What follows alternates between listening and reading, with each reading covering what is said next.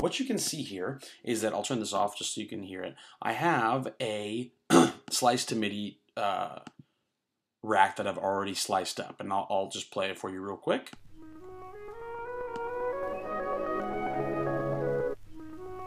And what I've done here, and let me just show you, is I've taken a track and I've just sort of indiscriminately chopped it up. So I haven't tried to make it adhere to the notes, the rhythm of the notes whatsoever. I've just taken a track or an audio clip in this case, and I've just chopped it up into 16th notes, like I said, just kind of indiscriminately.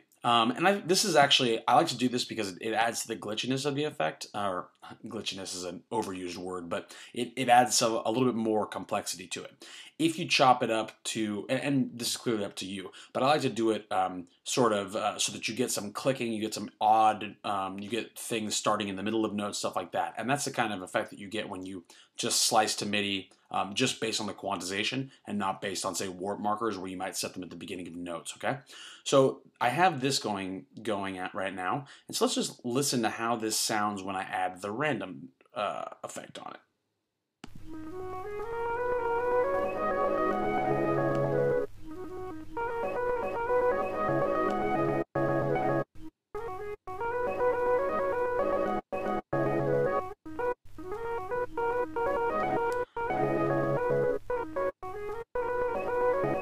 So as you can see, and if you look right here, you can see with the notes coming through, which is really useful.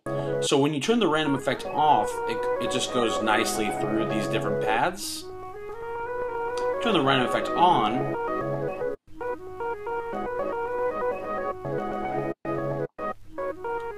you can see that you get some really cool effects. And you can see also on these LEDs right here, whenever the yellow is blinking, it basically means that the note is going through unaffected. And these orange ones on either side are just showing that the note is being shifted up or down. And you'll notice that if I turn the chance up, the yellow entirely disappears. So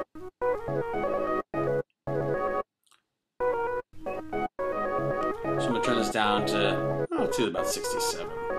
50 is pretty good. But you'll see that choices here, I've set it to 16, and that's so that it doesn't stray too far.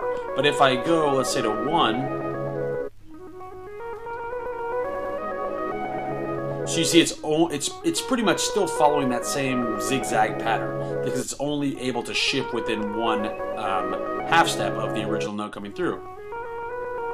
But as I raise this,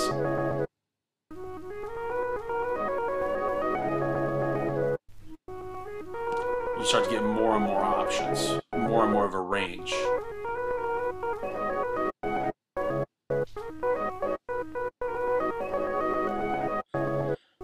And then if you look at what happens if you do scale, then it starts to shift up and down quite a bit. You have a lot of these that are falling outside of the range. And so if these little squares right here are grayed out, it means that there's not, there's a darker shade of gray. It means that there's no cells on that, right? So if you even go higher, there's going to be a lot that are going to be all the way out of range. So that's why I don't have the scale up too high right now.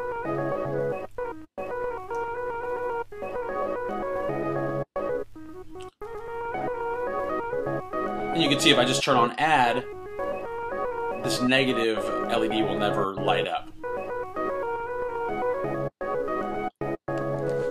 And so I'm going to actually trigger this other clip. And like I said, the random effect doesn't have any bearing whatsoever on the rhythm of the notes coming through. It's just on the pitch. So in this case, if I double click, oh, sorry about that. If I double click on this original clip, which I've called it Estrada, which comes from the name of the song that I actually originally sliced up, you can see that these slices are a little bit off, and that's because I had warped the original track coming through, or the original clip coming through. So I have one here that I fixed that is just really true to the quantization. So I'm going to go ahead and play that.